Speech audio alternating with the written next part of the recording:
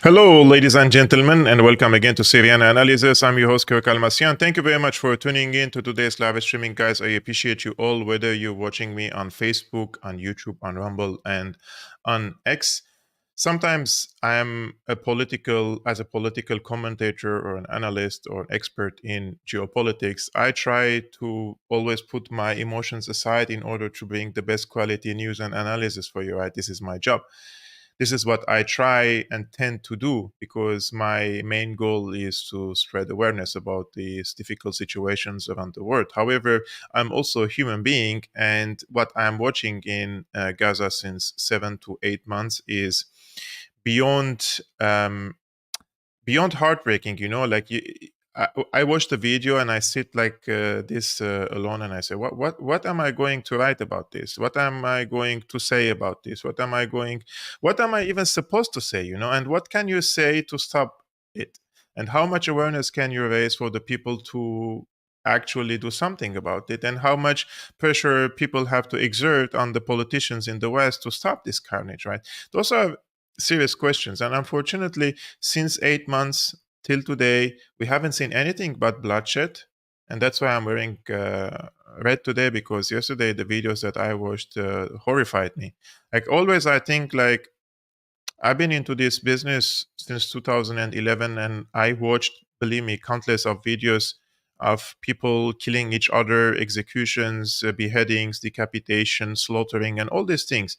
I watched them all, and I always think nothing can horrify me anymore. And then you get shocked and you get surprised that there are still more, and the barbarity of some humans, those who are born as human but they are practicing barbarism, it's limitless. So what can you say about it? And also then comes the another thing, that I live in Germany, and then you have to be careful with your words, because you're not free to say whatever you want, and you're not free to say what you think about what's happening in the Gaza Strip nowadays.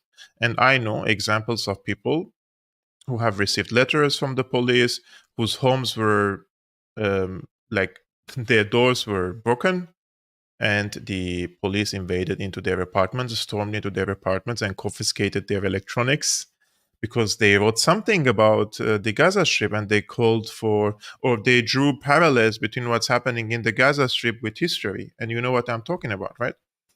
So it's very difficult situation for anyone with conscience to really do something about this case. So yesterday, the Israeli occupation forces bombarded Rafah, and you know that Biden said this is the red line, his red line, which Netanyahu government stumbled on and just hit it to the wall, and complete disregard to all the warnings and everything that the people and the politicians and the international community, basically. What is the international community?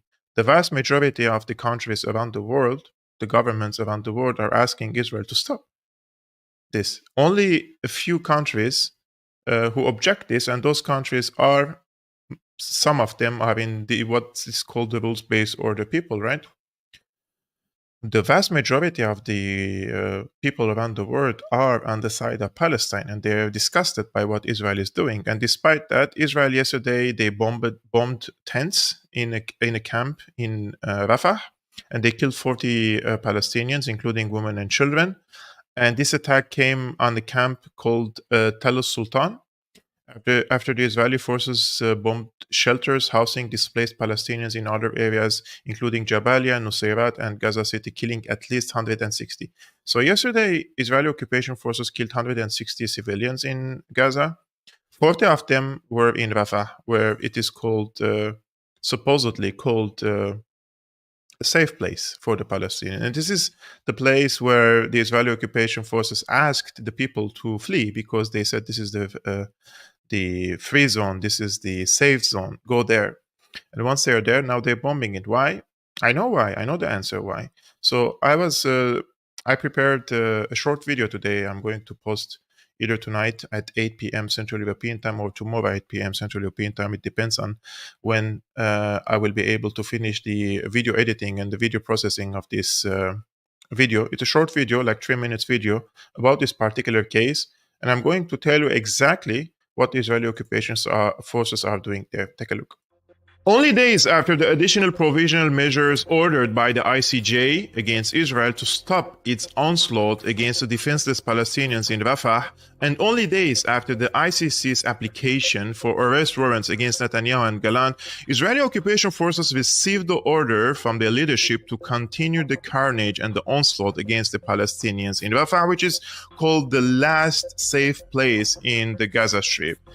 Israeli forces have burned civilians alive, sleeping under the tents. I watched a video of a decapitated baby in Rafah, and make no mistake, these crimes are intentional. They're doing it on a purpose, for a purpose. They want to make Gaza uninhabitable for the Palestinians. They want to turn this place into hell on earth. They want to destroy the Palestinian people in part or in whole. They want to destroy every building. They want to destroy every tent, so that even if this war stops tomorrow, Palestinians have nowhere to go in their own towns and in their own cities, so that they choose to leave the strip, which means ethnic cleansing. And I am reading the calls of some influential people who say that they have to start campaigns of embargo, diplomatic isolation against Israel, because basically Israel doesn't listen to the ICC or the ICJ, right? But I truly believe that the isolation and the embargo calls cannot stop the carnage in the Gaza Strip, because even if the entire world isolate Israel, the only nation that matters is the United States, because most of the weapons, the financial support, the political support, the diplomatic cover, and everything is coming from the United States. So if you're an American and you care about the human life, I'm not going to say about Palestinians, if you care about human life and the future of humanity, you should take Biden out of office in November during the elections. You should vote against him. You should take him out of office. He is pushing the world on the verge of World War III, using the Ukrainians as cannon fodder, as pawns against Russia. He's now trying to turn Taiwan into another pawn and start a war with China. And now this situation in the Middle East. So I don't think there was any worse foreign policy in the near history of the United States than the one that Joe Biden is pursuing nowadays. So if you want the right thing for the United States and for us, because our lives also affected by the foreign policy of the United States, Joe Biden has to be out of office in November of this year. You know, in the past, I thought that the foreign policy of George W. Bush and his neocon gangs was the worst. You know, worse for the United States and worse for the Middle East and worse for the people around the world. However, Joe Biden has done similar mistakes like George Bush, but he pushed humanity into the verge of World War III. I mean, what's happening in Ukraine, guys, and I'm going to cover it today as well after I cover the Palestine case, you cannot underestimate it. And they are still pushing for it. But they have changed, in my opinion, their strategy now in Ukraine. And the Americans are going basically, just in short, before we move to that topic later, just in short, the Americans will focus on China, and they're going to give this duty to the Europeans. And that's why you hear nowadays all these calls from this European elites that they have to bring back the military recruitment, and they will impose the military service on the youth, the 18 years old, or they will incentivize it. No, not incentive. They will give if you finish your military service, they will help you to find jobs, better jobs, etc. So they are talking about it, right? Vanessa Billy, who is I call her my friend, and she's an amazing journalist. I truly believe that she's on the right side of history. She also covered this case extensively. She was in the Gaza Strip, and I've been in touch with her extensively recently as well about Palestine and different geopolitical conflicts, and as well about the Gaza Strip, right? And this is what she says about Netanyahu's final solution for Gaza. She was a guest on the New Rules Geopolitics. It's an amazing, very good podcast, guys. and she deconstructed what is the Netanyahu's final solution, which is similar to what I said in this video. And all the, in my opinion, objective and honest experts can agree on this one thing. Take a look. If we look at the history of Netanyahu, we've been heading to this point of the final solution, the final ethnic cleansing of Palestine, and the final dispossession of Palestinian territory from Palestinians in order to create what is effectively in opposition to the Belt and Road Initiative, to any Russia, China, Iran, regional, global South led initiatives in the region that would uncouple them from US supremacy. And Gaza is effectively instrumental to that project. It always has been. I mean, look at the 1 trillion cubic feet of gas off the coast of Palestine, and then in the Levant basin in itself, something like 122 trillion cubic feet of gas, which is essential to the project which Netanyahu presented at the UNGA before October the 7th, which is the Indian Middle East European corridor, which cuts through basically all of the normalized Gulf states into Israel and uses Gaza as gas production for industrial produce in Gaza itself, and creates this free trade zone between the occupied territories, Gaza and Al-Arish Egypt. So, I think while ostensibly there is opposition to Netanyahu, I don't think we can ignore the fact that Netanyahu is a very practiced player in these sort of geopolitical chess games, and that he's been there from the beginning to push this project through. You know what Vanessa is mentioning here is very correct. This is not only about Israel itself trying to ethnically cleanse the Palestinians so that it gets rid of the title apartheid, because they have established an apartheid in West Bank, for example, and the discrimination against the Palestinian is very obvious. So they want to get rid of that label by ethnically cleansing the Palestinians from the Gaza Strip, and then focus on the West Bank and completely what they call purify historic Palestine, right? So that's one of the factors. The second factor is, of course, gas. Gas is very important, and when Israel found the gas beneath the Mediterranean, or I don't know who found it first, but there was a big discovery of billions and billions and billions of dollars worth of gas beneath the Mediterranean in front of the Lebanese shores and the Gaza shore and the Syrian shores. So it's going to extract that. It's going to, which companies are they going to operate there, right? Those are all questions. These companies are like parasites. They don't care about human life. So when they found this gas, it's impossible for them to give the shares of these gas revenues to the Palestinians. So they will take over all the gas, because once they take over all the gas, they can also export the gas to European countries or to other countries, and they can create like an energy hub in Israel, and Israel becomes an energy power, right? So in their minds, they are doing what it takes, what is necessary for them to become this energy power in the region. So this is the second thing to take into consideration. The third thing is one of the, I would say, trade routes that they have a fantasy to replace the Silk Road Initiative of China, which is not going to become materialized in any way or shape or form. It passes through some of the Gulf countries and then ends in Jordan, and from Jordan to Palestine, or now if they occupy it all, then it will be called Israel. So they need to establish peace and stability, put them in between quotations and brackets, and peace and stability, in their opinion, is ethnically cleansing the people. So if there is no more Palestinian left, then who is going to create problems for them, security problems for them, right? So this is how they think in Israel. This is the mentality that is governing Israel. I just want to ask one of the commentators. He asked me if I can do a video with Mahmoud Od. I don't know who is Mahmoud Od, to be honest with you. Maybe you can write, guys, who is Mahmoud Od. And at the beginning, I also saw something about Chris Hedges. I'm trying to reach Chris Hedges, and I'm sure that if I send him an invitation, when I find his email or contact, I will tell you something, guys. In this podcast world, when you ask someone for a contact, they don't give you the contact. Like, I'm just being very honest with you. Like, if they're using this contact, they're not going to give you the contact. They see you as a competitor, so they don't give you the contact. Unless it's a person like Vanessa, for example, or Eva Bartlett. Those are, in my opinion, principled people.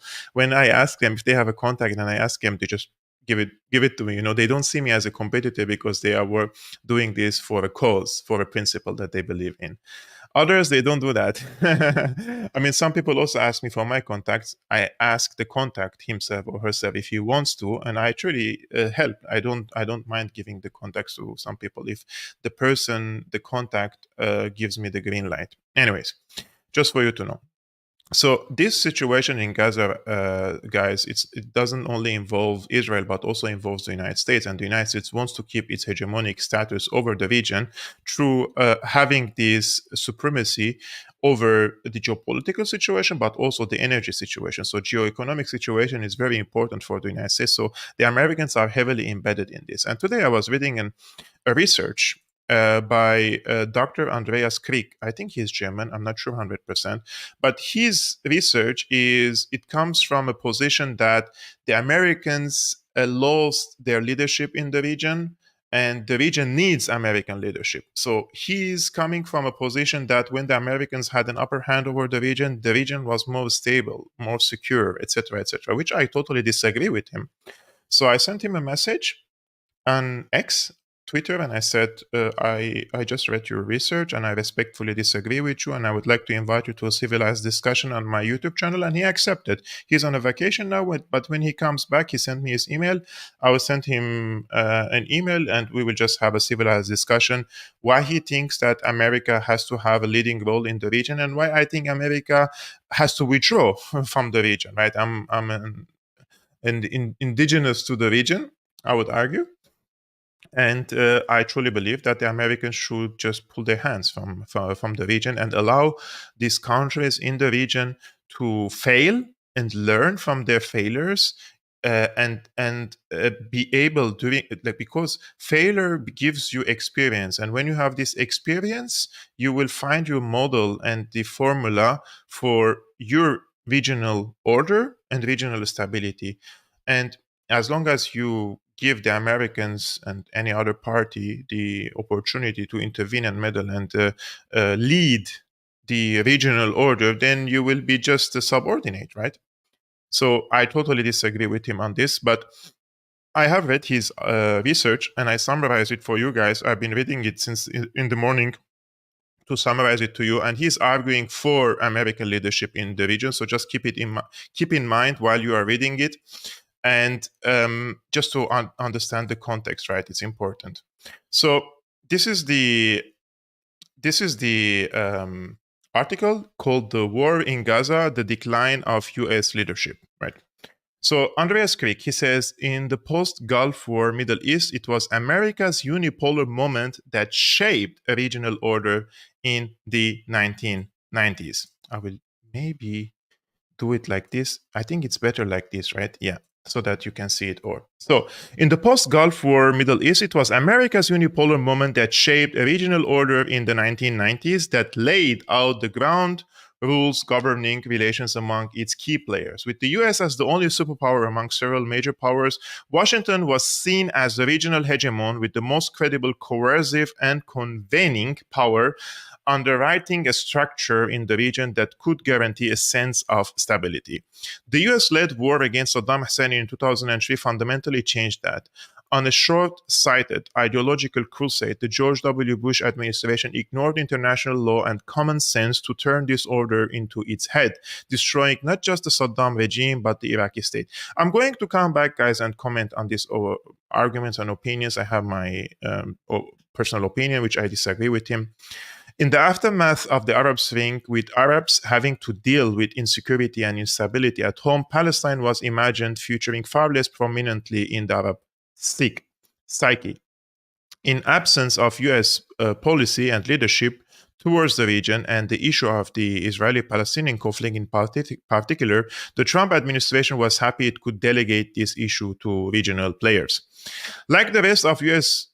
Middle East policy, the Israel-Palestinian conflict was outsourced to local partners. The ongoing pivot to Asia meant that U.S. grand strategy priorities were no longer in the Middle East but in the Asia-Pacific. The policy of leading from behind dissolved into following from behind as regional actors took over the initiative to shape rules and behaviors.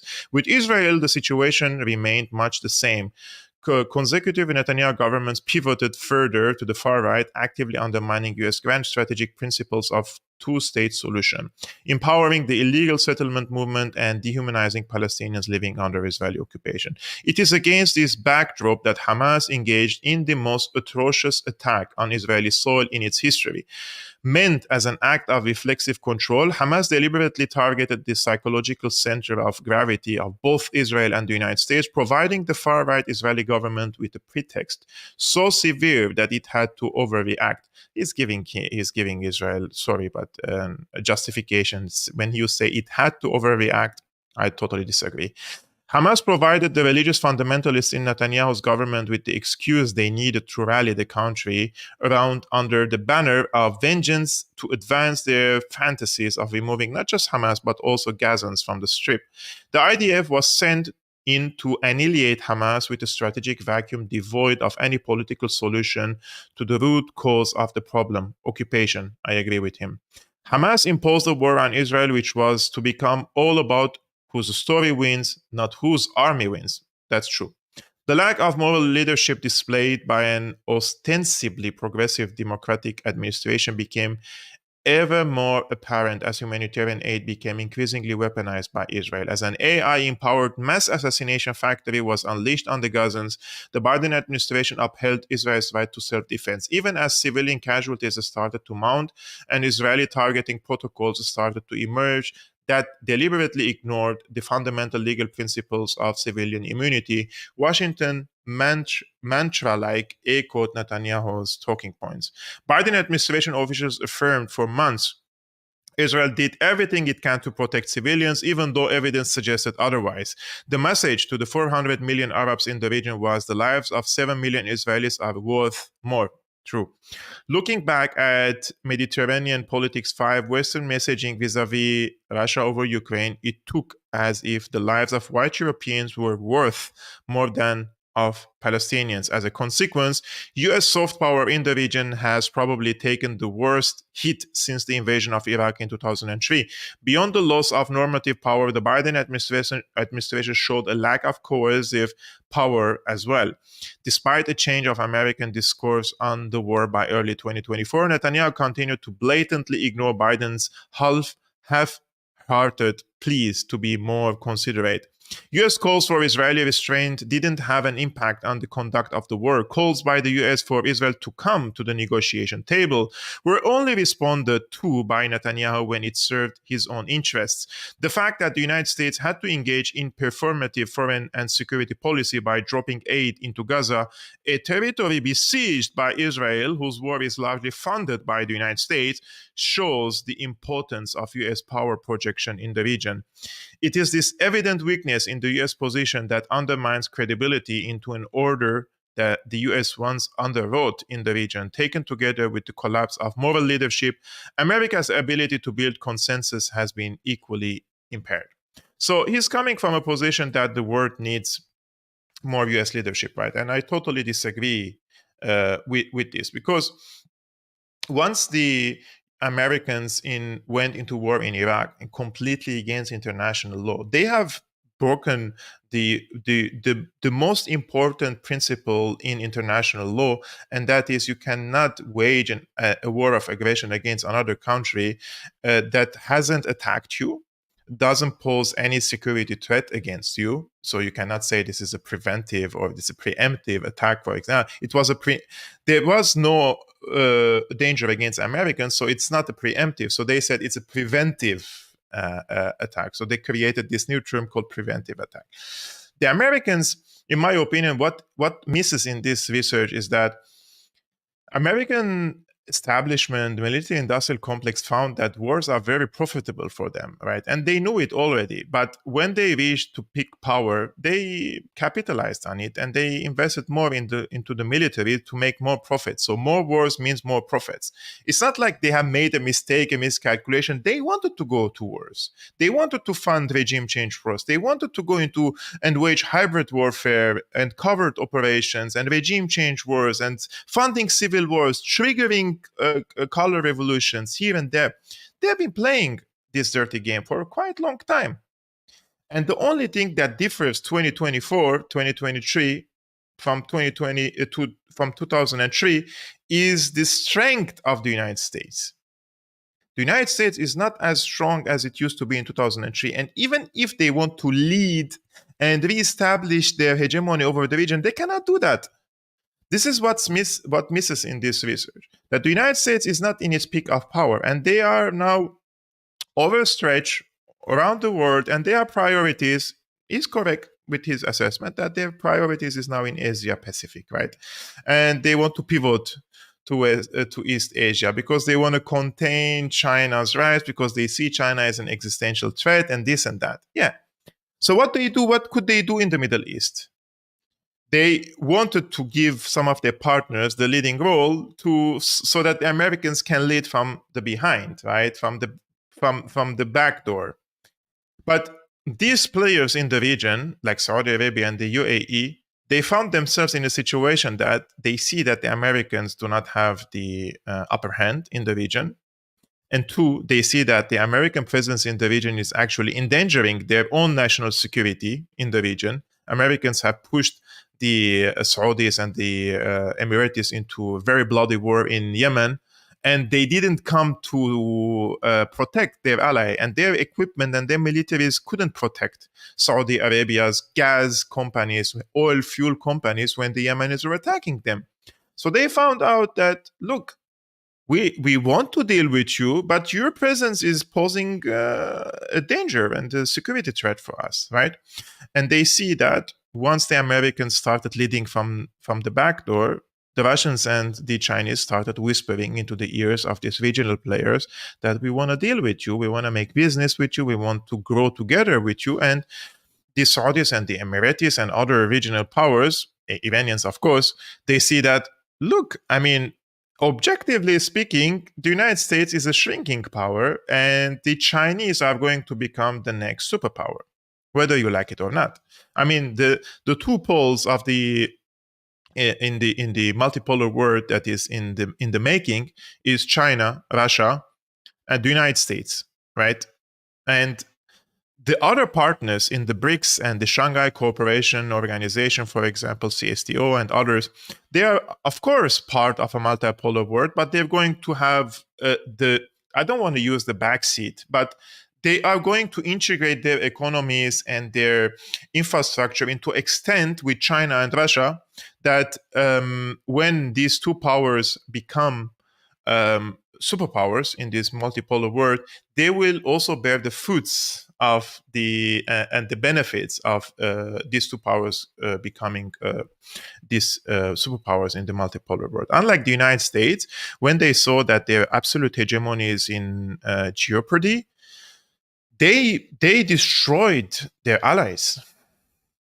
This is a big difference in the approach. When the Americans saw that this Ukraine war is getting really too complicated, and the Germans could back off later in this conflict because they need gas from Russia, etc., they destroyed their Nord Stream pipelines. This is the direct attack on an allied infrastructure, right? So this is how the Americans reacted in this case. So I would argue that even if the Americans want to have a leading role in the region, in the Middle East or West Asia, they cannot do that anymore. This is not 2003. This is not the 1990s. I mean, the last war they went in the Middle East, like an all-out war, was against Iraq. And Iraq was under 20 years of sanctions, embargo, siege. They were like starving, right? 500,000 children starved to death. So it wasn't like a perfect situation where the American Rambos went and they occupied Iraq. No, Iraq was already crumbling, I mean, Libya, what is Libya? Libya didn't have a strong military. They gave up their WMDs and they trusted the West. He went and shook hands with Barack Obama. I'm talking about Gaddafi. And the second year, he killed him. That's the problem with the American hegemony, right? Like, these people shake your hands and then they kill you. It's a completely different moral, I would say, ground. I cannot trust the American in terms of the foreign policy. So the Americans are trying to now turn the Iranians against. What they're trying to do, is to bring the Israelis and the Saudis together so they can form some sort of a regional alliance against Iran, because they don't want to come to the Middle East again, and they cannot. So they want to bring Saudi Arabia and Israel together so that these two countries fight Iran together. But Saudi Arabia's Crown Prince Mohammed bin Salman, and this is news that I read yesterday, he agreed to visit Iran following the death of President Ibrahim Raisi.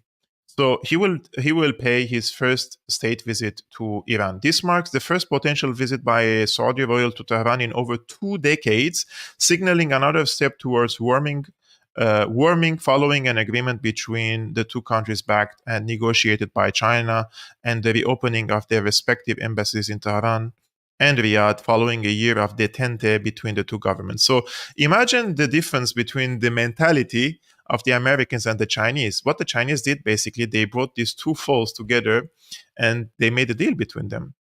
Diplomatic and security deal.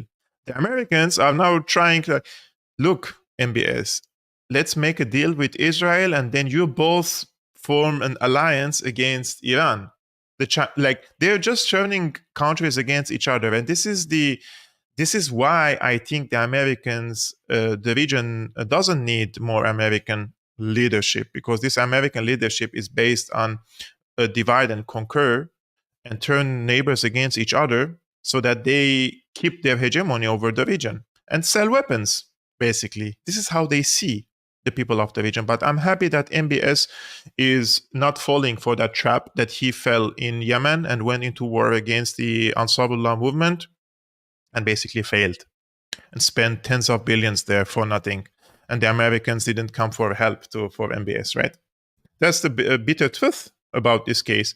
So MBS also now opened the embassy in Damascus, which is another good news. He appointed an ambassador yesterday to Damascus, the first time since 2012. Those are good news for the region, right? These countries need to have good relationship. I disagree with the foreign policy of Saudi Arabia. I disagree completely with foreign policy of the Emirates, for example, when it comes to Israel. But these countries having good relationship among each other instead of fighting each other is a good news for the people of the region, I would argue. Now, one of the other countries that lost its, I would argue, credibility, its name, its reputation in the Middle East is Germany. And Germany has for a long time presented itself as a mediator, presented itself as a negotiator between Israel and the other powers. And this is an article not by pro-Russian or pro-Hamas. This is coming from the Financial Foreign Policy. Sorry. So the foreign policy says how Germany lost the Middle East. This is, by the way, in Berlin, where I live. They have never colored the Brandenburg Tor with the Palestinian flag, despite the 36,000 deaths among the Palestinians. So it's very unfortunate, Germany could have played a mediator role, could have just be a sympathizer with the Israelis and be a sympathizer with the Palestinians, but they decided to be very pro-Israel. So for decades, Germany has sought to reconcile a perceived historic responsibility to Israel with a cordial relationship toward the Arab world. Berlin developed a major soft power footprint and was long seen as an honest broker in trade and economic relations. And by the way, not only trade and economic relations, but also military because I think in 2006, Germany mediated between Israel and Hezbollah to exchange prisoners of war, right? This was only like 15 years ago or so, or 16 years ago. They were playing even a mediator role between Israel and Hezbollah, and then they categorized Hezbollah as a terrorist organization and completely sided with Israel. Organizations financed largely by the German government, such as the Goethe Institute Development Agency, GIZ, and foundations linked to the country's main political parties, are major funders of various programs across the Middle East. Since October 7, this balancing act has faltered. Across the Middle East, there is growing support for Palestinian resistance and condemnation of what many Arabs consider a genocidal war by Israel. Germany, shocked by the worst single-day massacre of Jews since the Holocaust, initially backed Israel's assault in Gaza, largely without qualification, though some officials have taken a more critical position in recent weeks. Still, Berlin continues to assert itself as one of Israel's closest political and military allies, even as after more than 7 months of Israeli bombardment, more than 35,000 Palestinians have been killed in Gaza, and the enclave is experiencing widespread famine. Germany's uncompromising reaction to the war has rapidly tarnished its reputation across the Middle East. Very correct, actually. Look, what are they doing here? This is an election time for the European elections. And this is Olaf Scholz and his partner in the elections. And they say Kriegspartei, I think, maybe war criminals, they say here, Kriegstreiber, yeah. And they add stickers says "fuck Nazis" and this stuff like in the streets. This is mostly in Eastern Berlin, where mostly left-wing, I would argue, scene is dominating over that areas. And the SPD, the Social Democratic, is supposed to be a left-wing party, right? So those should be their own neighborhoods in Eastern Berlin. Germany's image is suffering across the Arab world. A 2020 survey by the Arab Center, Washington, D.C., found that a slight majority of the Arab public had positive views of German foreign policy.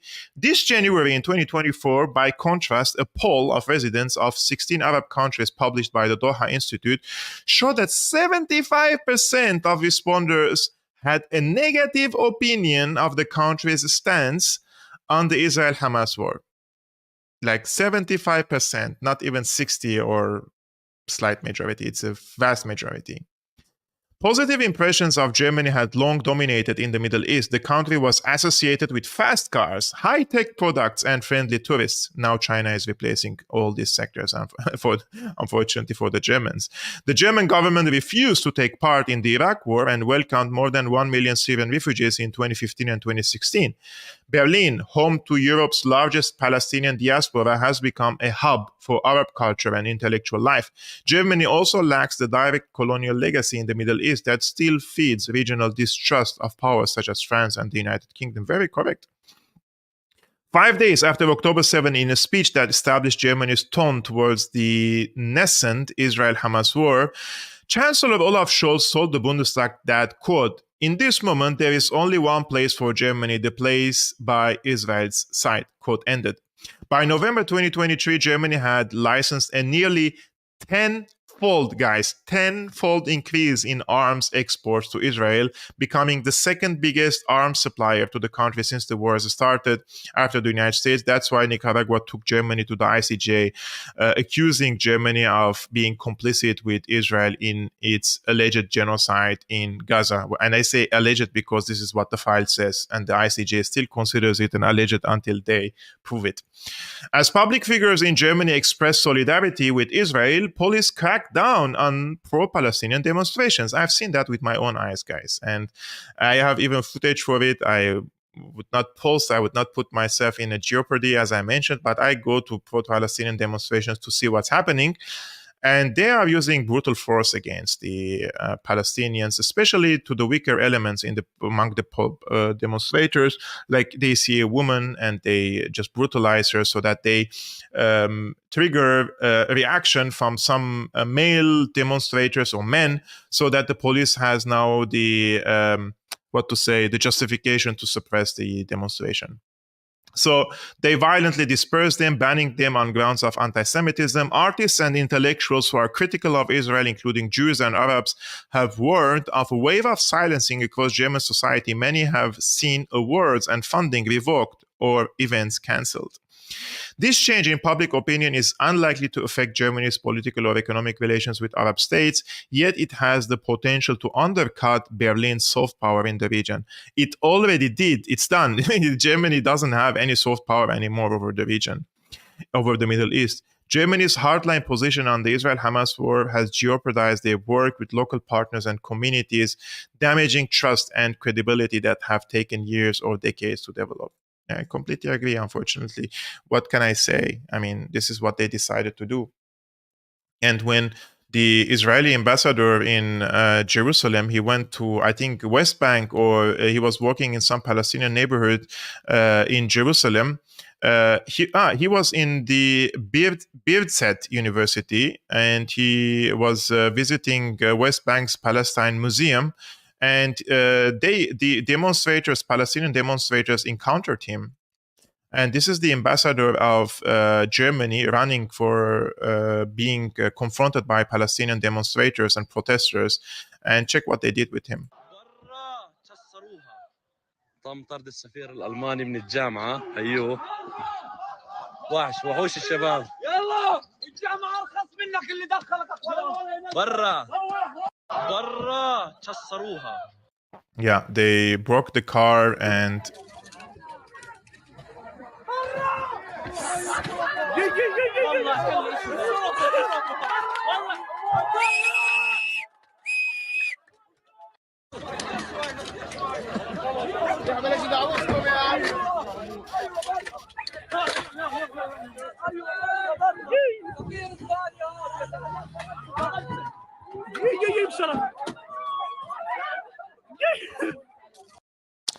this reminds me of the American ambassador in Damascus in 2011. He thought it's a brilliant idea to go to the central city of Hama when the protesters were demonstrating against the government in Syria. So he went to support the demonstrators in Hama. If this is not an intervention in the domestic affairs of Syria, I don't know what is it. So he thought it's a good idea to go to Hama. He traveled 3 hours from Damascus with his car and with his colleagues and diplomats, and he went to support the demonstrators. Just like now these politicians and European officials go to Georgia to support the demonstrators, or they went to Ukraine to support in the Maidan. Like, this is an intervention in the domestic affairs. Like, this is 101 of politics, called sovereignty and non-interference in the domestic affairs of other countries, right? And the American ambassador back then, his name was Jeffrey or something. Yeah. They received him when he came back to Damascus. They received him with eggs, sandals, tomatoes. And I mean, I'm sure the government had some role in this, Damascus government back then. But the people confronted him. This arrogance of Western officials thinking like they can do whatever they want, you know, there are no rules for them. It's crazy. It's crazy how they think that this is a good idea. And this arrogance and is like, if it was only arrogance, that is one problem. But if it's arrogance, warmongering, and illiteracy in politics, it's completely disastrous nowadays. What's happening in the world because of these illiterate, incompetent leaders is beyond repair anymore. Like, it's we are going to big disaster. And I'm not trying to fearmonger you guys, but rest assured, what they're doing nowadays within the Middle East and with their complicity with the Israeli occupation forces, and what they're doing in Ukraine, and what they're intending on doing in Taiwan, it's, guys, these people, they're not going to back off. This is just my pure conviction. They're not going to back off. They're going to push more and more and more, and they're going to cause a big war. And like, I hope not. I mean, I live in Germany, right? I want to live in peace and stability. I don't want to be at war, and I don't want for any side to fight each other. I am a proponent of a German-American relationship and German-Russian relationship, right? I'm just a resident of Germany, but I would like for Germany to have good relationship with the United States and good relationship with Russia and the rest of the world, and for them to coexist and compete with each other or integrate their economies, and for the sake of the well-being of their people. Work for the job of the politician to work for the people and not for the people to work for the politicians. But now they are going to send European men and women to die. This is what they're planning on. Are they going to succeed or not? I don't know, but this is what they're planning on, and I can assure you in this. So what's happening in this case is that the chief of NATO, Stoltenberg, he says that the vetoes on the Ukrainian armed forces of using the weapons that they supply to Ukraine, some of them should be lifted, and Ukraine should be able to hit the Russian territories. Take a look. I think the time has come for allies to consider whether they should lift some of the restrictions they have put on the use of weapons there. Do you see the journalist's face? Like, she doesn't even try to interrupt or counter this argument. They just shake their heads. Donated to Ukraine because especially now when a lot of the fighting is going on in Kharkiv, close to the border, to deny Ukraine the possibility of using these weapons against legitimate military targets on Russian territory makes it very hard for them to defend themselves. So to be clear, you're asking the US to lift the restrictions on the use of American weapons over Russian territory? I believe the time has come for allies to consider whether they should lift some of the restrictions they have imposed on weapons donated to Ukraine. Because we need to remember what this is. This is a war of aggression by Russia against Ukraine. Ukraine has the right to defend themselves. And that includes also striking targets on Russian territory. Some allies have already lifted those restrictions, allowing to use their weapons against military targets in Ukraine. And I believe the time has come for all allies to consider this. The UK has effectively lifted the restrictions, and it is the US that's really the single most important one. I think what we see now demonstrates the need to reconsider those restrictions, not least because we have fighting going on along the border between Russia and Ukraine, especially in the Kharkiv region, where the front line and the borderline is more or less the same. And then, of course, if you deny Ukraine the right to hit military targets on Russian territory, then you make it very hard for them to uphold the right for self-defense. This is self-defense. Self-defense is enshrined in the UN Charter. It's legal, it's legitimate, and we are helping Ukraine with upholding that right, and that should include the ability to also strike targets on Russian territory when there are military legitimate targets we're talking about. Do you guys realize that, first of all, she, the journalist, never asks the question, what happens next? She's just shaking her head. Okay, but what happens next? What happens if the Ukrainians, let's say, hit a major Russian city? They used one of the ballistic missiles or the cruise missiles, or if they receive some German Taurus missile. What happens next? What happens if the Ukrainians didn't hit the front lines, but hit some major city, hit some factory, hit some... today they tried to hit some of the nuclear sites in Russia, I think, if I'm not mistaken. This is a very dangerous game, right? So the self-defense that they are throwing all their arguments under this carpet, it's a self-defense, it's a self-defense, it's a self-defense. I totally understand the concept of self-defense. I think the Palestinians have a right for self-defense, for example. And I think the Ukrainians have a right for self-defense. However, the major distinction here is that you have a third-party coalition called NATO trying to bring Ukraine into NATO, right? This is the promise. We want to bring you into NATO. And once you become part of NATO, you're going to become instrumentalized in a proxy warfare against Russia. And in the mindset of the American geopolitical experts, and this is what they say and this is what they believe, that once Ukraine becomes NATO, then the Americans have the capacity to project their dominance and their hegemony inside Russia. So remember what the Finnish prime minister said the other day, when she said the the victory of Ukraine and the defeat of Russia is good news because it could lead into the disintegration of Russia. So she says a bigger power could become a smaller power. She's like talking like a teddy bear. Anyways, like these people are completely out of their minds.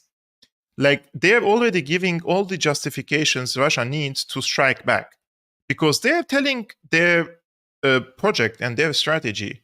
They see that Ukraine is a big, vast territory. It has a close social family ties with the Russians, and historical ties, civilizational ties, and geographically, it's very important to project this hegemony inside of Russia and try to destabilize Russia from within and disintegrate it and divide it into ethnic and sectarian and religious lines. So basically to balkanize Russia. And the Russians know this. It's not like it's not like a very secret game.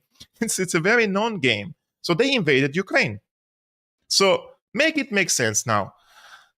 On one side, Ukraine has the right to defend itself. And on the other side, the Russians would argue that we have the right to defend ourselves before you come for us, right? So it's a very big dilemma. So what do you do about this case? So the rational thing and the logical thing to do during such times, you measure the strength of Russia and you measure the strength of Ukraine, and you see that Ukraine cannot win this war as much as you support them, unless you bring all your NATO troops there and direct war, that you don't want that. So there is no way for Ukraine to win this war. And you measure Russia's strength and its alliance with China vis-a-vis the United States and its alliances with Europe. And you see that these two powers are surpassing the military production, the ammunition, and soon the economy in China is going to be bigger. So what is the middle ground? Logically speaking, if you're a negotiator, you have to compromise with your rivals, right? Unless you are able to break the neck of your enemy. If you can't break the neck of your enemy, you need to compromise. What is the other solution? So the Americans cannot break the neck of China and cannot break the neck of Russia, but they want to continue in this war. This is in Arabic, we say harb abasiyya. It's like it has no purpose except continuing the war and on the expense of the Ukrainian people, right? And I'm happy to see that the Italians have some sanity left in their country. And Italy says, we oppose Stoltenberg on using Western weapons against targets in Russia. The Italian government has objected to NATO Secretary General Jens Stoltenberg's call for allies to lift the restrictions on using Western-supplied weapons against targets in Russia. Stoltenberg believes it is time for the allies to reconsider restrictions on the use of weapons provided to Ukraine against targets in Russia. And here, Matteo Salvini, who is a deputy prime minister, he said, Stoltenberg should either retract his statement, apologize, or resign, right? And he says, NATO cannot force us to kill in Russia, nor can anyone compel us to send Italian soldiers to fight or die in Ukraine. If they want to go and fight in Ukraine, let Stoltenberg, the French President Emmanuel Macron, and all the bombers who want war go there, Salvini said.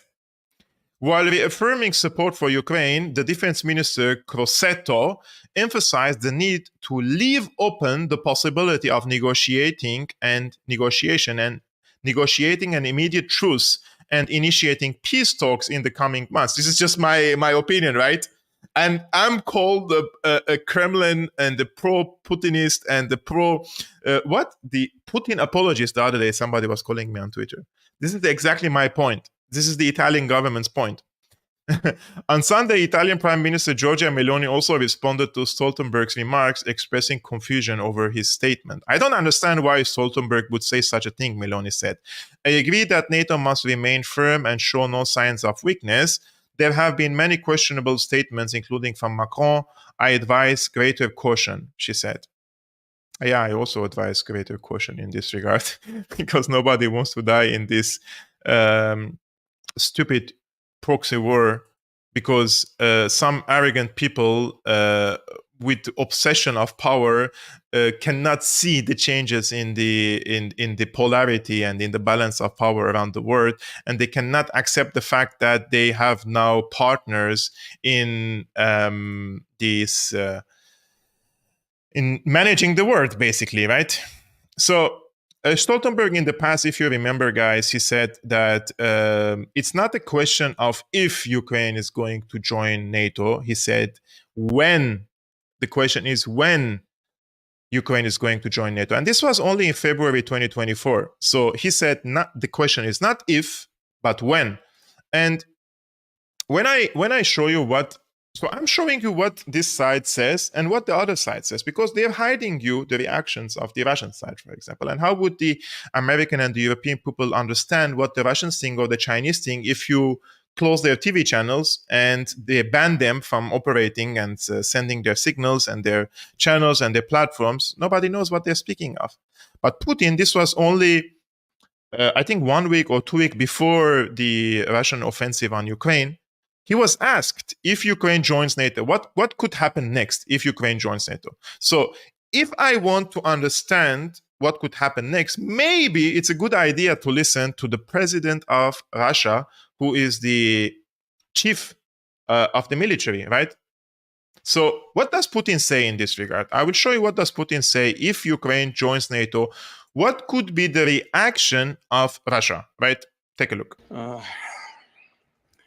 Я хочу еще раз все-таки подчеркнуть это. Я говорил, но мне очень бы хотелось, чтобы вы меня услышали все-таки в конце концов. И донесли это до своих читателей, зрителей и пользователей в интернете. Но вы понимаете или нет, что если Украина будет в НАТО и военным путем будет возвращать себе Крым, европейские страны автоматически будут втянуты в военный конфликт с Россией. Конечно, значит, потенциал объединенной организации НАТО и России несопоставим. Мы понимаем. Но мы также и понимаем, что Россия одна из ведущих ядерных держав. А по некоторым компонентам, по современности даже многих опережает. Победителей не будет. И вы окажетесь втянутыми в этот конфликт помимо своей воли. И вы даже не успеете глазом моргнуть, когда будете исполнять пункт 5 Римского договора. Господин президент, конечно, не хочет этого развития. И я не хочу. И я не хочу. Поэтому он здесь и находится, и мучает меня уже 6 часов подряд. So they went to Russia to listen to him and get his perspective, but they don't want to share his perspective or the perspective of the Russian government here because it's a Putinist talking point. But if you're fighting against an enemy and you don't listen to your enemy, and if you don't listen to what he could do, if you take an action, what could be his reaction, or what could be the retaliation of the other side, or what if Russia attacks you first? Well, maybe Putin was telling you guys, like, I'm crazy, maniac, and I'm going to invade. Listen to what he's saying. How would you know as people of the region, right?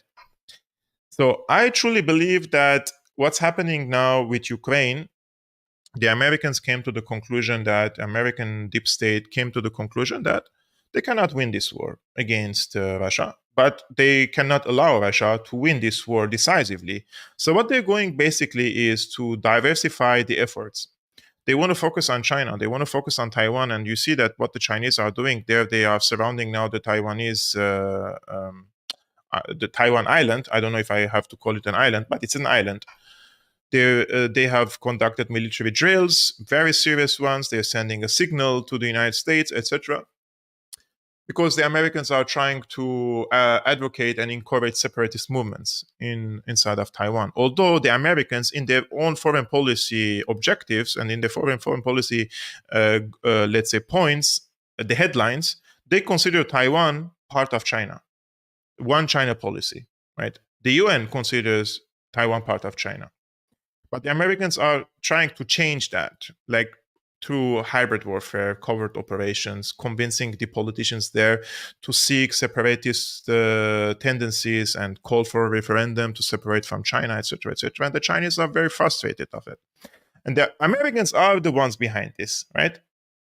And the Americans want to focus on China because they want to pivot to the east and they want to go to the Pacific, Asia Pacific, and they know that the biggest threat to the dominance of the United States and the hegemony of the United States over the world is China. But they cannot leave Ukraine They cannot leave Russia to win this decisively. So what they're going to do is, this is just my opinion, the Europeans are going to focus on Ukraine, and the Americans are going to focus on China. And this is going to be the point where they will lose both.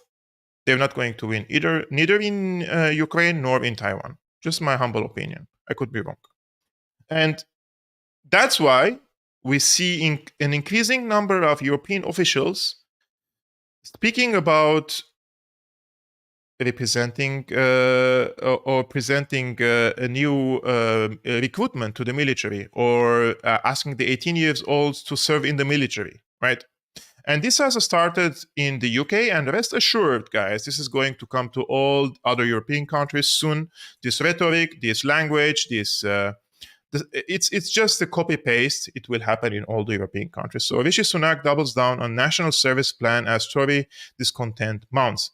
So Rishi Sunak will double down on his plan to revive compulsory national service in the UK on Monday, as discontent mounts in the Conservative Party about his faltering election performance.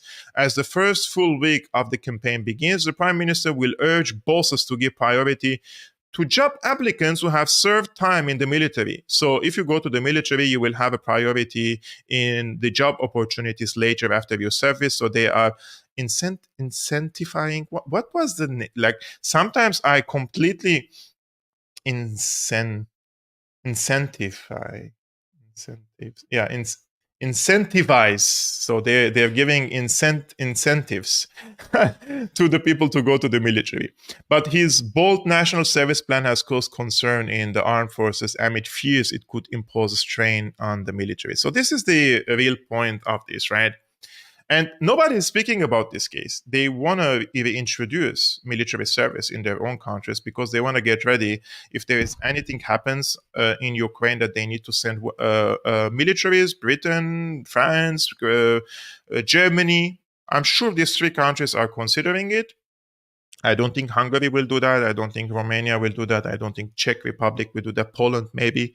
Italy will not do that. Spain will not do that. Greece will not do that. This will create more division in the unipolar world than it used to be. So this trying to diversify efforts between Russia and China, it will just create more cracks in this NATO camp, just in my humble opinion. So this is, in my opinion, very, very scary thing, and we have to take into consideration this all the time, that these people aren't done yet with Ukraine. And this is, I'm going to end this live streaming today with this article by Pepe Escobar. He says, Russia and China have had enough. And just keep the tone of the article aside, and just let's take the main points of this article, which I summarized it. He says, Beijing, being very much aware of the hegemon's myriad hybrid war tactics, now deployed all across the heartland. Still, Beijing excels in politeness, calling for, quote, common, comprehensive, cooperative, and sustainable security cooperation, and to work with the international community. The problem is the international community is a hostage of the rules-based international order. The CSO, which is the Security Cooperation Organization, the Shanghai Cooperation Organization, is totally about South-South integration. It's no mean feat to have India, China, Pakistan, and Iran on the same table discussing as equals and respecting the priorities of their Central Asian heartland partners. So what are the main takeaways from what is being cooked against China and Russia? The United States, UK, and NATO are now on full hybrid war mode against Russia. Second, NATO is facilitating a massive transfer of terrorists, jihadists from several latitudes to Ukraine, with some of these, especially branded ISIS-K, instrumentalized all across the heartland. Ukraine has turned to total terror, complete with non-stop sabotage raids across Russia's borders. On a positive note, the global majority is on the move. Russia is closely cooperating increasingly with scores of nations in West Asia, wider Asia, Africa, and Latin America. After the epic Putin-Xi summit in Beijing and the stranger-than-fiction Raisi helicopter drama, the renewed solidity of the interlocked Russia-China-Iran strategic partnerships is pointing to Russia-China about to take their velvet gloves off. The impeding mothers of all tests coming this summer is how far NATO will go when it comes to directly attacking the Russian Federation. The Hungarian Prime Minister Viktor Orban warns that Europe is preparing to start a war with Russia. Uncultured, uneducated, political, military Euro-trash elites, of course, are completely incapable of understanding reality outside of their bubble. Moreover, they interpret Russian patience and legalistic approach as weakness. Well, Intel sources in Moscow, his Intel sources in Moscow, are now making it very clear off the record. The response, if they try anything stupid, will be devastating. So Beijing has all its attention focusing on empire of chaos provocations in Taiwan, while Moscow focuses on NATO provocations in Ukraine. This is my conclusion. Both have had enough of being polite. You want confrontation. Confrontation is what you're going to get. I just don't agree with him that the Russians and the Chinese side are looking for a confrontation, or they will do some testosterone-based reactions. But the alliance between Russia and China is becoming unbreakable, in my opinion. And this is because of the stupidity of the United States and trying to fight all their enemies, Russia, China, Iran, all together, and trying to suppress the rise of these economic hubs and economic powers around the world. They're just trying to stop the something that is inevitable, like something that you cannot stop. And can the United States stop the rise of China? Like, serious question, right? I think not. So what they're trying to do is to fight them through proxies and war of attritions, civil wars, Russians, Slavic people against Slavic people in Ukraine, and then you have the Chinese people between China and China, and then try to turn Saudi Arabia and bring Saudi Arabia and Israel together against Iran. You see, this is a very, very dirty tactics, like they don't think normal and then in a normal way. They're just thinking like in a very, what to say, I don't know, psychotic way, like just trying to turn everything against each other so that they stay the hegemon. They're not going to succeed, in my opinion, but this is just my opinion. What do you think, guys, about all these cases that we addressed today? The Gaza Strip, which is heartbreaking, and this preparation for war between Russia and the collective West, or in Taiwan? I don't know. Which one do you think will be more decisive? Let me know your opinions in the comments below, guys. Before I started this live streaming, I think I saw a comment. One of the commentators asked me if I have a daytime job. I have a second job that I do.